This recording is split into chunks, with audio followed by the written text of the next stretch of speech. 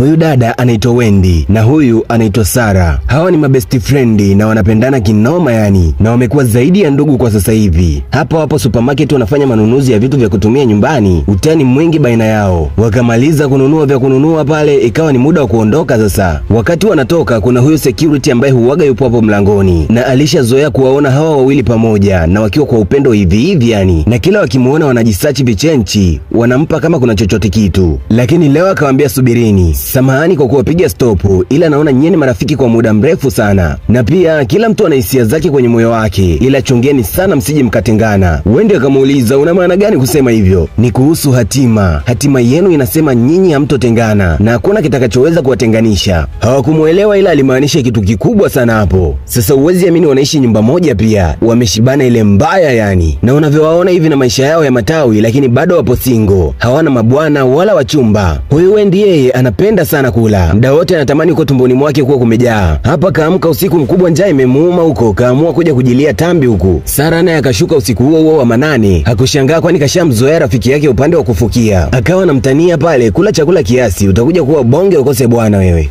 Kwa upande wa pili yupo huyu mshikaji anaitwa Tony. Yeye anaishi na mama yake ambaye ni mgonjwa wa miguu. Si mnajua tena mambo ya umri, lakini mama malalamiko yake makubwa kwa mwanae, anataka mjukuu. Anamwambia kijana wake aoe, huu ndio muda wake. Angekuwa na mjukuu wala hiyo miguu isingemuuma, kwani angekuwa na mtu wa kumchangamsha hapo nyumbani na kumsumbua huku na huku. Tony akamwambia mama inabidi tumuite mwangalizi aje aone anakusaidiaje hapo urudi kwenye hali yako ya kawaida. Huko nyumbani leo Sarah kawahi kutoka kazini, yupo anamsubiri mwenzake. Wewe njoo piga magoti na unaambia ulikuwa wapi mpaka usiku wote huu? Mara mama sitarudia tena, hii ilikuwa mara ya mwisho. Basi kicheko, yote hayo ni utani tu unaambiwa. Wewe lazima ulikuwa unarudi nyumbani usiku mzito sana. Wapi? Lakini imekuwaje leo umerudi nyumbani kabla yangu? Sarah akasema alipofika kwa mteja wake, alikanseli huduma, hivyo ndio maana akaamua kurudi nyumbani mapema. Huyo Sarah yeye ni therapist. Wakiwa bado wanaongea, simu yake ikaita pale. Akaipokea, lakini inaonekana hakupenda kabisa kusikia hayo aliyoambiwa kwenye simu. Kinyonge sana akasema sawa tu. Wendy akamuuliza vipi kwani?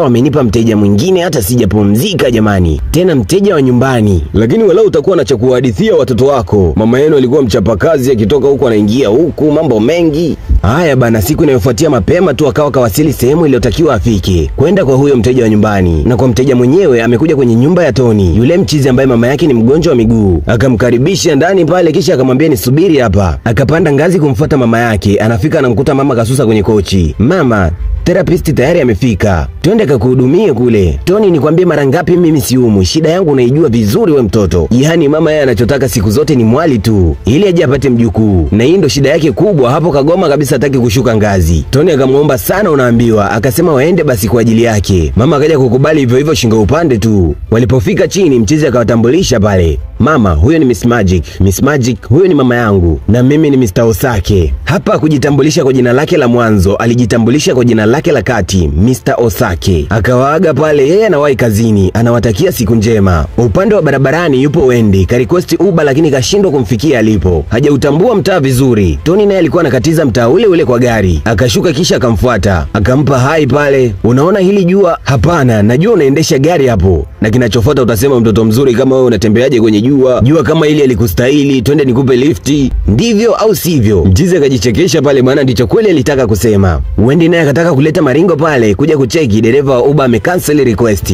Akampigia simu pale, kwa hiyo umeamua kucancel request baada ya kunisubirisha kwenye jua muda wote huo? Tutakutana tunakwambia, yani wewe tutakutana. Ikabidi tu sasa akubali lifti ya Mr. Tony pale. Uko ndani ya gari sasa, kanuna kama gari ya kwake. Unajua unaonekana mrembo hata ukinuna Basi ndo Wendy kakatabasamu pale. Jina lako nani? Nikuulize wewe, jina lako nani? Mimi naitwa Tony. Oho, unaonaje kama nikikwambia jina langu wakati mwingine kama tukikutana? Mchizi akakubali bana. Baada ya pale stories zikawa nyingi, safari sio bored. Lakini hajajitambulisha kwa majina yake yote, kajitambulisha kwa jina la Mr. Tony. Na kule nyumbani alijitambulisha kwa Sarah kama jina la Mr. Osake. Mida ya jioni wakawa wapo nyumbani, lakini Sarah anasema amepata mtu ambaye anahisi amempenda. Wendy akamuuliza kwa kutabasamu, nani huyo? Akasema ni kijana wa mteja wake. yani yule Mr. Osake au Tony, lakini yeye hamjui kwa jina la Tony. Akasema ni aina ya mwanaume kabisa aliyekuwa anamtaka. Vipi wewe, siku yako iliendaje? Akasema siku yake ilikuwa iharibike, lakini kakutana na mtu ambaye alifanya siku yake ikaenda sawa. Hata hivyo tuache yangu, huyo jamaa yeye kakupenda? Sara akasema hapana bado, ila atafanya kila njia mama ampende kwanza. Anajua akishapata taa ya kijani kwa mama, basi kwa kijana wake itakuwa ni sawa na kumpiga chura teke. Hivyo atakaa na mama vizuri. Leo tena kama kawaida Wendy akiwa anataka kurequest Uber, kwa nyuma akaja Tony, akashuka akamsalimia pale, kisha akanyoosha kwenda kumfungulia mlango wa gari. Akawasha gari, safari ikaanza pale. Hawakufika mbali sana, ikabidi asimamishe gari. Uliniambia kama tukikutana wakati mwingine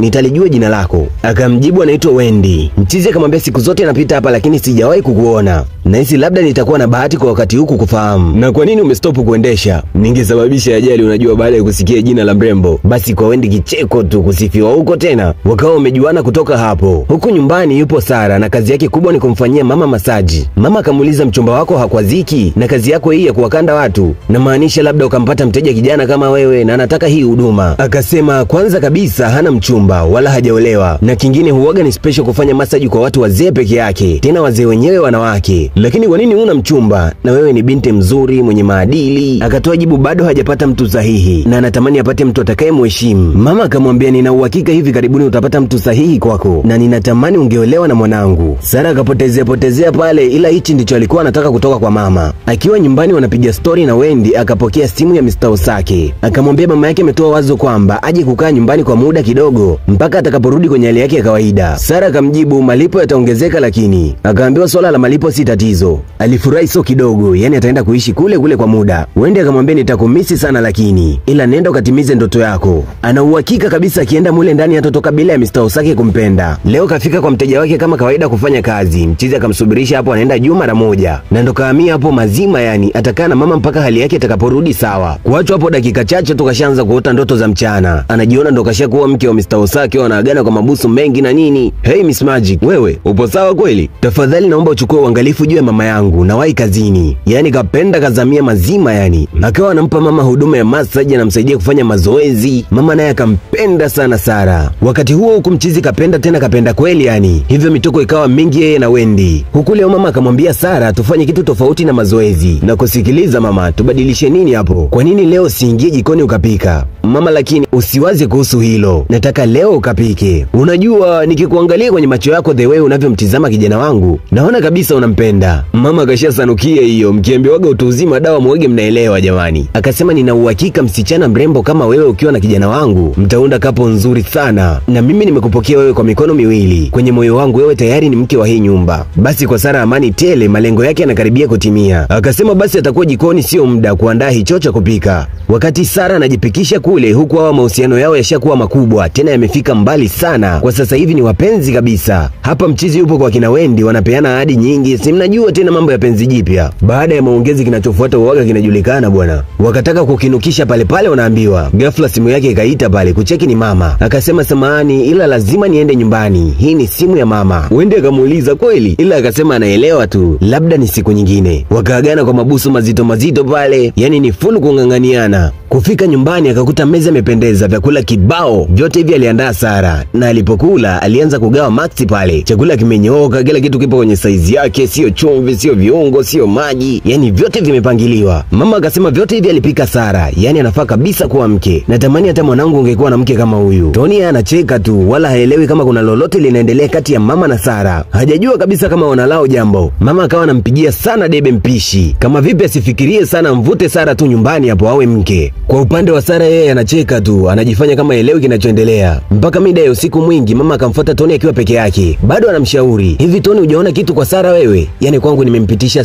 100%. Muda huo Sara anakula chabo kwa mbali kule, anaona mambo si ndo haya sasa. Tony akawa kama kamuelewa mama vile, lakini yeye kwa sasa hivi yupo kwenye penzi zito sana na Wendy. Upande wa huku dada yetu anawaza hivi muda ule kingenuka ingekuaje. Anawaza mwenyewe tu pale unaambiwa, anatamani zile moment ziwe sasa hivi. Simu yake ikaita, akapokea upesi pale kijua ni Tony. Maana kaanza kwa kuita baby. Ila aliyepiga ni Sara. Akamuuliza ushaingia penzini au vipi? Mbona baby nyingi? Wendy akajibu ndio. Akamkumbusha ni yule kijana aliyempa lifti siku ile. Sasa hivi wao ni wapenzi na amependa wala asikila kuambiwa kabisa. Hata hivyo wewe mipango yako inaendaje huko? Akasema yeye leo alimpikia na amesifia chakula na nini, na uzuri mama anampigia debele kinoma yani. Wende akamwambia anaona kabisa wakiolewa kwa mara moja, maana mambo yao yote yanaelekea kuwa mazuri. Mimi sijui wakija kujua wanampenda mtu mmoja itakuwaje. Mama hali yake imeshatengamaa kabisa. Kwa sasa anaendelea poa. Akasema yeye leo hahitaji massage, bali anataka hiyo huduma yake leo afanywe kijana wake. Mchizi kweli akatulia kwenye kochi baada ya mama kumforce sana. Sara naye akaanza kuikanda miguu pale. Siku inayofuata ikawa ni muda wake wa kuondoka, maana kazi iliyomleta hapo kashaikamilisha. Mama hali yake inaendelea vizuri kabisa, lakini Sara akamwambia ningependa kukualika nyumbani kwangu kama hutojali weekend hii. Mchizi akamuuliza ile mambo ya misosi yatakuwepo? Sara akajibu yatakuwepo lazima. Wakawa wameagana kama hivyo na wakawa wamekubaliana weekend ataenda kumtembelea. Wakarudi ndani, mama naye mkali kweli, ameachaje mali imeondoka hivi hivi? Tony akasema ndiyo, Sara ni mzuri lakini si kwa ajili yake. Una maana gani kusema hivyo? Ni mzuri, anajua kupika na maadili, mchapakazi, na nina uhakika atakuwa mke bora. Mwanzo ulisema hujapata mtu sahihi, Mungu akakuletea mke mpaka nyumbani kwako, lakini bado unasema humuhitaji. Mama hapana, nitaoa hivi karibuni. Kivipi na una mchumba? Akasema yeye tayari ana mchumba na tayari anampenda sana. Unajua hizi habari zilikuwa nzuri kwa mama Akamuuliza unamaanisha au unaongea tu ili nijisikie vizuri? Hebu angalia picha yake mama, anaitwa Wendy. Huyu ndo sababu ya mimi sijamuona Sara. Mama kuona tu picha akahamia upande wa Wendy pale pale yani. Hebu niambie lini unamleta ndani? Tony mwenyewe akashangaa, huyu si alikuwa upande wa Sara sasa hivi, imekuwaje kahamia kwa Wendy? Mama akabaki na picha pale, anatamani huyo mwali aje hata sasa hivi. Sara naye kufika nyumbani akapokelewa kwa shangwe nyingi. Wendy alimmisi kinoma. Wakapanga kuwakutanisha Mr. Osake na huyo mtu wa Wendy kwa chakula cha pamoja siku ya weekend. Usiku Wendy akampigia simu Mchizi akamwalika aje amtambulishe kwa rafiki yake kipenzi. Mchizi akamjibu atakuja wala hakuna shaka katika hilo, ila akija ina maana atakanseli ile ya Sara. Kweli bana, hiyo siku husika ikafika. Wendy yupo harihari anaandaa sahani mezani, lakini Sara anaonekana kutokuwa na furaha kabisa. Wendy akamuuliza vipi wewe? Akasema Mr. Osake kamtumia ujumbe kwamba amesafiri kikazi nje ya mji. Wendy akataka kumstopisha na Tony wake asije ili rafiki yake asijisi bored, ila akamwambia aje tu wala usijali kuhusu mimi, mwambie aje na mimi nimjue shemeji jamani. Muda huo simu ya Wendy ikaita, tayari Tony kafika. Akamwambia mwambie mlinzi afungue geti ya kuruhusu ingie ndani. Tony akasema tayari yupo mlangoni, na ukumbuke Tony ndo huyo Mr. Osake. Mimi sijui hapo shughuli itakuwaje, maana Sara yeye kadanganywa eti kasafiri nje ya mji kikazi. Alipoingia wakaonana macho kwa macho, ndio hapo akajua Mr. Osake kumbe ndo huyo Tony ambaye ni mchumba wa Wendy. Mr. Osake, kwani nyewe wawili mnajuana? Uliniambia upo nje ya mji kikazi. Hasira zikamjaa pale, toka nje na kuambia. Akazipanda ngazi, haamini kabisa mtu aliyempenda ni mpenzi wa rafiki yake. Tony akamwambia Wendy Sara alikuwa anampa mama yake huduma, na mama yake kila siku alikuwa akimpamba, mara anafaa kuwa mke bora, ni mpishi mzuri. Kwa hiyo kumbe Sara alikuwa anafanya kazi kwako. Unataka kuniambia kipindi chote hicho mmekaa wawili hakuna kinachoendelea kati yenu? Akasema hapana, hakuna chochote kinachoendelea, zaidi ya mama yake tu ndo alikuwa na force mambo, lakini yeye hajawahi kumuonyesha kumtaka kabisa. Unajua nini, huu sio muda sahihi wa kuongea, wewe ondoka tu, Sara atakuwa na mawazo sana. Muda huo Sara akarudi tena, bado hujatoka? Nimekwambia toka kwenye nyumba yangu. Akabamiza na mlango pale. Nyie kupenda kusikieni tu, waliopenda wanaelewa hali anayopitia Sara sasa hivi. Wendy baada ya kuagana na mpenzi wake akarudi akasema hakujua walikuwa wanaongea na mtu mmoja, wala hakujua wanampenda mtu mmoja. Maigizo yametosha Wendy. Unataka kuniambia ulikuwa hujui unaongea na mtu wangu? Sikujua mwenyewe wala sielewi. Akamwagia na maji pale akamwambia toka nje na wewe sasa hivi, na kuchukia, toka kwenye nyumba yangu. Amekuwa mkali kama mnyama mpaka Wendy akamwogopa. Akavua na wigi ni kama nalo linamlemea vile. Lakini hii ni sintofahamu kwao wote. Walitambulishana kwa majina tofauti. Mmoja akatajua Mr. Osake na mwingine akatajua Mr. Tony. Mchizi naye karudi nyumbani, mama anamuuliza huyo Wendy yupo wapi? Ndo kuanza kumpa mkasa mzima kwamba Sara na Wendy ni mabest friend kinoma na wanakaa nyumba moja, na alikanseli mwaliko wa Sara ili apate muda wa kutoka na Wendy, na akawa anamlaumu sana mama yake kama asingekuwa anamsifia mara ni mke mzuri anafaa kuwa mwali. Haya yote leo yasingetokea. Mama akasema lakini wewe ungeniambia una mchumba wala haya nisingeyafanya. Yote haya ni makosa yako. Siku inayofuata kumekucha, Sara yupo chumbani kwa Wendy. Akachukua mabegi anamsaidia kufungasha atoke nyumbani kwake. Wendy akawa anamzuia, kwa nini anafanya hivyo? Ni kwa sababu umechukua kile kilichokuwa cha kwangu. Unawezaje kusema ujui yeye ndo Mr. Osake? Akasema alijitambulisha kwake kwa jina la Tony wala si Mr. Osake. Sara anaelewa basi, anaona kabisa kaonewa, lakini mapenzi huwaga yalazimishwi. Mchizi anampenda Wendy na si Sara. Wendy akasema hii ni nyumba yangu pia, huwaga tunachanga kodi. Mimi sijali kuhusu hilo. Kule limeandikwa jina langu. Unaondoka hapa sasa hivi.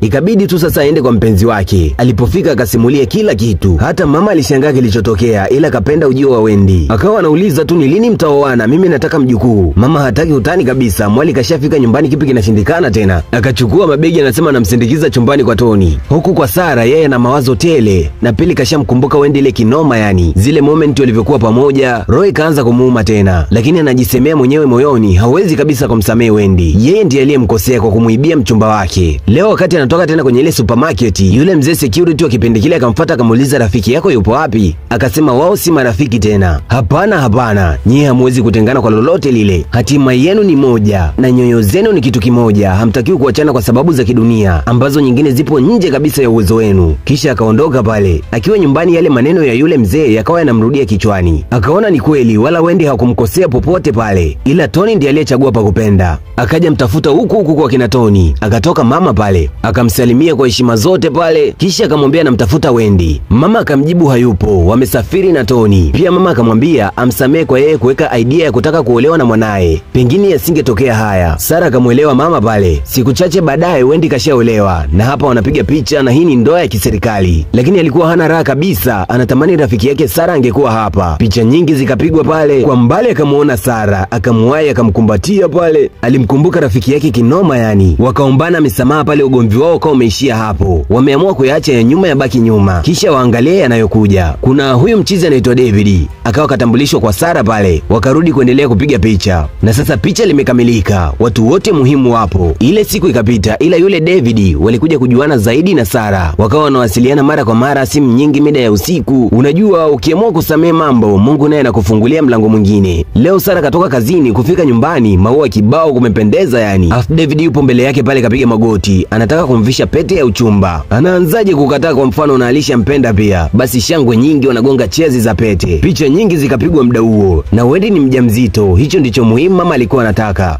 Ila mapenzi yana nguvu jamani. Niandikie maoni yako, umeonaje huu mzigo? Naifunga kurasa ya huu mzigo unaitwa Destined Through You. Ukitaka kuitizama full, link nimekuwekea chini kwenye description hapo. Subscribe, like, share, kisha gusa alama ya kengele ili tuwe pamoja kwenye jumba la Mswahili. Kusanue kitu mara moja. Katika hizi movies unaona furniture za kuvutia, ikiwemo upande wa pazia. Nataka nikwambie hayo yote yanawezekana nyumbani au katika ofisi yako. Pata pazia za kisasa kabisa zinazokwenda na muonekano wa nyumba yako. Lakini kuna bomba za aluminium na bomba za reli, zote hizi zitafungwa kwa mfumo wa kisasa kabisa. Bila kusahau zipo pazia maalum kwa ajili ya ofisi. Wanapatikana Kariakoo, Agrey na Sikukuu. Kwa mawasiliano zaidi piga simu nambari 0741005758 au tembelea kurasa zao za Instagram @PaziaEmpire Kariakoo. Hii ni Mswahili TV na mimi ni Clay Mswahili. Mashabiki tuko tayari. Swahili TV, sehemu yetu ya furaha. Asante Clay kwa kazi yako ya ajabu.